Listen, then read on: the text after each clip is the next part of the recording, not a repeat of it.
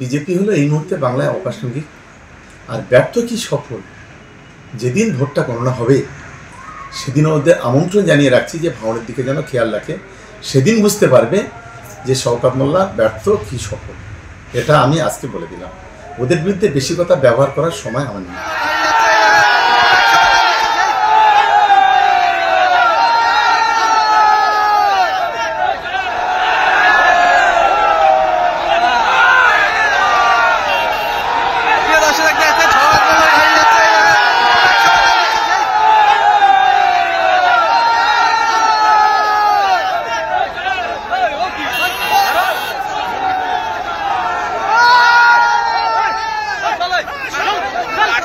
চোরকে চোর বলেছে, এটা তো অত্যন্ত স্বাভাবিক ব্যাপার, এতে অস্বাভাবিকের কিছু নেই।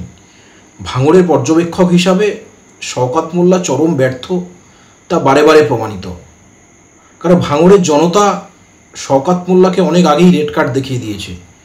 আজকে একটা কথা খুব মনে পড়ছে, একসময় শওকত মোল্লার রাজনৈতিক গুরু প্রয়াত রাজ্জাক মোল্লা একটি কথা বলেছিলেন যে হেলে ধরতে পারে না কেউটে ধরতে গেছে। আজকে ভাঙড়ে শওকত মোল্লার সেই হাল হয়েছে। শওকত মোল্লা আপ্রাণ চেষ্টা করেছিলেন যে ক্যানিং পূর্বের মডেলকে ভাঙড়ে ইমপ্লিমেন্ট করতে, কিন্তু শওকত মোল্লা এখন হাড়ে হাড়ে টের পাচ্ছে ক্যানিং পূর্বের মডেল ভাঙড়ে আর চলবে না।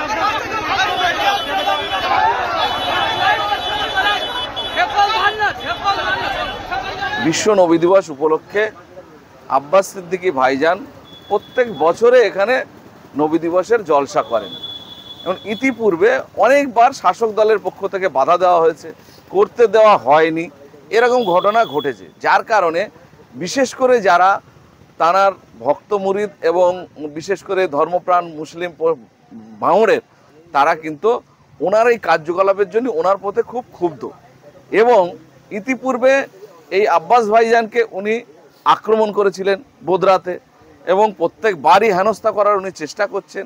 যার কারণে ওনার যারা ভালোবাসার লোক বিশেষ করে মুসলিম ধর্মপ্রাণ সর্বস্তরের মানুষ ওনার এই কার্যকলাপকে ভালো চোখে কেউ মেনে নেয়নি এবং যার কারণে ওনার প্রতি একটা ব্যাপক ক্ষোভ আছে মানুষের। এটা উনি জানেন, উনি উনি এই বিষয়ে ওয়াকিবহল, উনি এই বিষয়ে জানেন না এরকম বিষয় নয়। উনি একটা এমএলএ এবং বর্তমানে ভাঙড়ের অবজারভার, এই বিষয়ে উনি যথেষ্ট ওয়াকিবহল। তারপরেও এই দেখতে পাচ্ছে যে এইখানে একটা বিশাল ক্রাউড হয়েছে এবং সেই ব্যক্তিকে কেন্দ্র করে কালকে নবী দিবস উপলক্ষে তাহলে সেখানে ঘন ঘন দুবার তিনবার সেই রাস্তা দিয়ে আপ ডাউন করা আর ওই ভিড়ের মধ্যে নিজে ঢুকে যাওয়া, এটা তো আমি মনে করি এক ধরনের প্রভোকেশন, অর্থাৎ প্ররোচনা দেওয়া অশান্তি তৈরি করার জন্য। বুদ্ধিমান ভদ্র সভ্য মানুষ কোনোদিন এই ধরনের প্ররোচনা বা প্রভোকেশন তৈরি করবে না। যারা শান্তি বজায় রাখার পক্ষে তারা এই ধরনের কাজ করবে না। সেই কারণে ভাঙড়বাসীর কাছে আমার বার্তা, আমরা আন্তরিকভাবে চাই, ধর্ম ব্যক্তিগত ব্যাপার, পার্টি করে বলে ধর্মীয় ক্ষেত্রে তার স্বাধীনতা থাকবে না এমন কোনো বিষয় নয়। অর্থাৎ যে রাজনীতি করে তার ধর্ম পালন করার অধিকার সংবিধান দেয়, অর্থাৎ সাংবিধানিক অধিকারের জায়গা থেকে সে ধর্ম পালন করার অধিকারী। সুতরাং রাজনীতি করে বলে সে ধর্ম করতে পারবে না, এটা কোনো বিষয় নয়। সেই কারণে উনি যে কালকে এখানে একটা উত্তেজনাকর পরিবেশ তৈরি করেছেন, এর জন্য সম্পূর্ণ দায়ভার আমি তো বলবো ওনার উচিত ছিল যে এই ধরনের জমায়েত যেখানে হয়েছে, যেখানে ওনার প্রতি আক্রোশ আছে, এই আক্রোশ উনি নিজের চেষ্টাতেই তৈরি করেছেন ইতিপূর্বে থেকে, নইলে তিনি একটা এমএলএ জনপ্রতিনিধি, তাঁর প্রতি মানুষের এই আক্রোশ কেন থাকবে? সুতরাং আমি বলবো এইটাকে না বাড়িয়ে, এইটাকে অহেতুক উত্তেজনার জায়গা তৈরি না করে শান্তিপূর্ণভাবে যাতে নবী দিবস পালন করে, ভাঙড়ের মানুষের কাছে আমি আবেদন করব। আর যারা এইখানে শাসক দলে আছেন বা রাজনীতি করেন তাদের উদ্দেশ্যে বলবো, আপনারা শান্তি বজায় রাখুন, এবং এলাকার শান্তি বজায় না রাখতে পারলে আপনি যত বড়ই নেতা হন, যত বড়ই জাহির করার চেষ্টা করেন, সেটা আপনার কিন্তু এক রকমের ব্যর্থতা। সেই কারণে সবার কাছে আমি অনুরোধ করব, আপনারা নিজ নিজ দায়িত্ব পালন করুন। আর অবজারভার সাহেব ভাঙড়ের তৃণমূলের এবং ক্যানিং পূর্বের বিধায়ক, তার কাছে আমার আবেদন থাকবে, আপনি এই ধরনের প্রভোকেশন তৈরি করবেন না দয়া করে।